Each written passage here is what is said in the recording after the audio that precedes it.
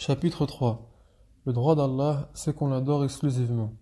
Le droit d'Allah, c'est qu'on lui réserve l'ensemble des sortes d'adoration de manière exclusive. Allah Azza wa Jalla a dit: Et votre divinité est une divinité unique, pas de divinité à part lui, le tout miséricordieux, le très miséricordieux. Et qu'on ne lui associe rien, ni dans les actes du cœur, ni de la langue, ni ceux des membres du corps. Allah Azza wa Jalla a dit: Adorez Allah et ne lui donnez aucun associé.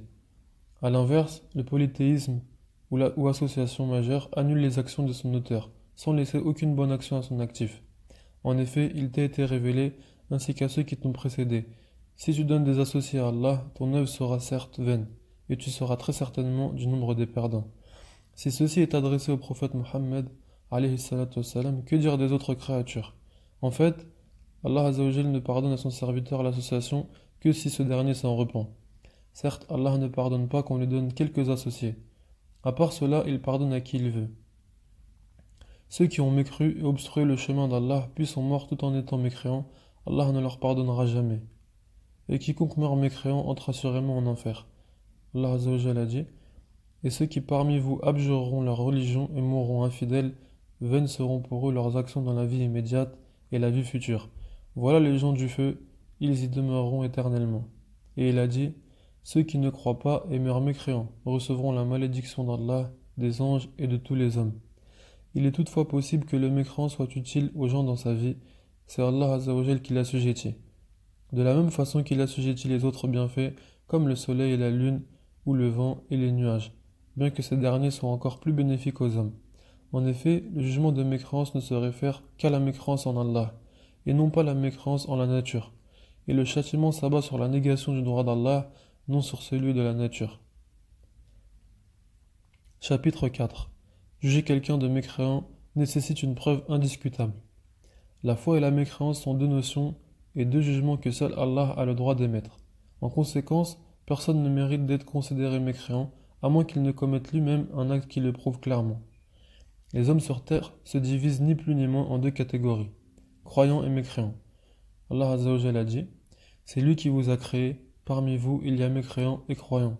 Allah observe parfaitement ce que vous faites. Les jugements relatifs à ces deux catégories sont uniquement ce qu'Allah a fait descendre dans son livre et dans la sunnate de son prophète, alayhi salatu wassalam. Quant aux hypocrites, ce sont ou bien des mécréants qui dissimulent leur mécréance et affichent la foi, comme ceux qui affichent la foi en Allah, en son livre et en son messager, alors que dans leur fort intérieur, ils renient cela, c'est ce qu'on appelle l'hypocrisie majeure. Ou alors ce sont des musulmans qui dissimulent la désobéissance et affichent l'obéissance, comme ceux qui affichent la loyauté et dissimulent la trahison, ou ceux qui affichent la franchise et dissimulent le contraire. C'est ce qu'on appelle l'hypocrisie mineure. Aussi, on se comporte avec l'hypocrite en se basant sur ce qui apparaît de lui, de la même manière que l'on se comporte avec le musulman. À l'origine, ou par défaut, les biens et la vie du musulman sont sacrés, alors que pour les mécréants, c'est l'inverse. Ceci étant, ce n'est pas vrai dans l'absolu. Il est en effet possible que le mécréant soit rendu intouchable par un accord, une protection, ou par le fait qu'ils soient des gens du livre qui vivent au voisinage ou sous la majorité musulmane. Dhimmi.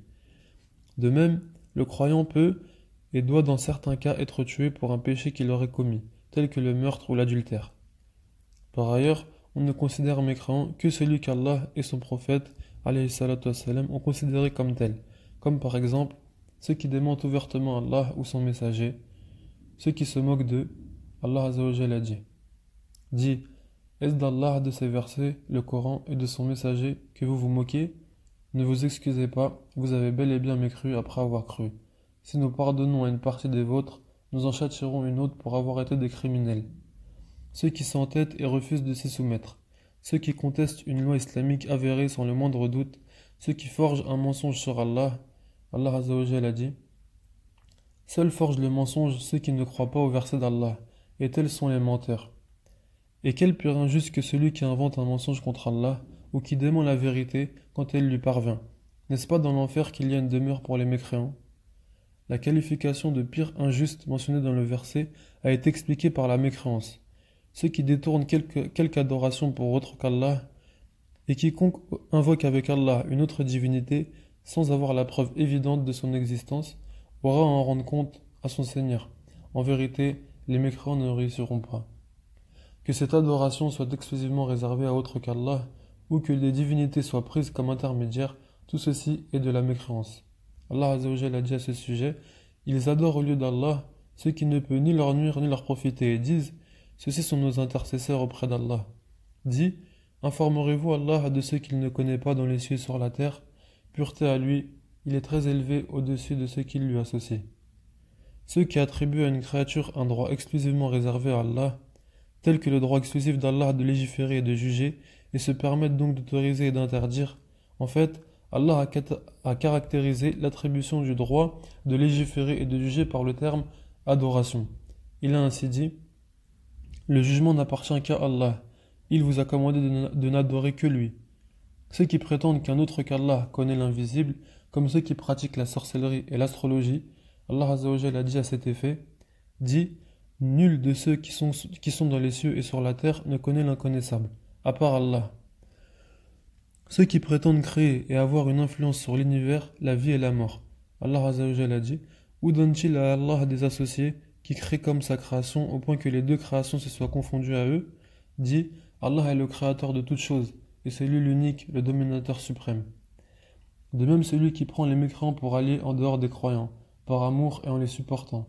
Allah Azza wa Jalla a dit, et celui d'entre vous qui les prend pour alliés devient un des leurs.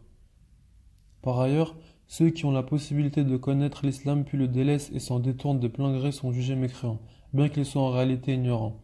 En fait, leur ignorance pouvait être effacée, mais ils se refusent à le faire. Allah Azza wa Jalla dit d'ailleurs au sujet des polythéistes, mais la plupart d'entre eux ne connaissent pas la vérité puisqu'ils s'en écartent. Il a donc affirmé qu'ils étaient ignorants, mais de leur propre volonté. Et il a dit, ceux qui ont mécru se détournent de ce dont ils ont été avertis. En outre, le fait que l'homme n'ait pas connaissance de la vérité en détail à cause de son détournement d'elle quand il l'entend n'est pas une excuse. D'ailleurs, l'égarement des peuples est en majorité dû à cette attitude. Ils entendent un bout de la vérité, puis ils se détournent de ces détails, faisant semblant de les ignorer ou de ne pas les comprendre. Du reste, l'absence de préoccupation pour les signes de perfection de la création et de la législation est une caractéristique de la plupart des mécréants. Allah Azza wa Jalla a dit à leur sujet, et dans les cieux et sur la terre, que de signes auprès desquels les gens passent en s'en détournant. Au contraire, nous leur avons donné leur rappel, mais ils s'en détournent. Aussi, se détourner en connaissant un bout de la vérité n'annule pas les droits des gens les uns envers les autres. Comment pourrait-il donc annuler celui-ci? Si l'esprit ne s'arrête pas sur les signes pour les méditer, il échappe à certains des objectifs qui les sous-entendent d'une manière proportionnelle à sa précipitation à s'en détourner. Il n'en profitera donc pas, même si la preuve est éclatante de force et perceptible quotidiennement. Et nous avons fait du ciel un toit protégé, et cependant, il se détourne de ces merveilles. L'homme se trompe s'il pense qu'en se détournant des détails de la vérité, les laissant derrière lui, il sera exempté de ses conséquences. En général, la cause du détournement est soit l'orgueil, soit l'occupation dans les loisirs et la jouissance. C'est pour cela que quand une catastrophe s'abat sur les personnes qui se détournent, cela ôte leur orgueil ou leur fait perdre tout plaisir, et les amène dès lors à voir la vérité et y retourner.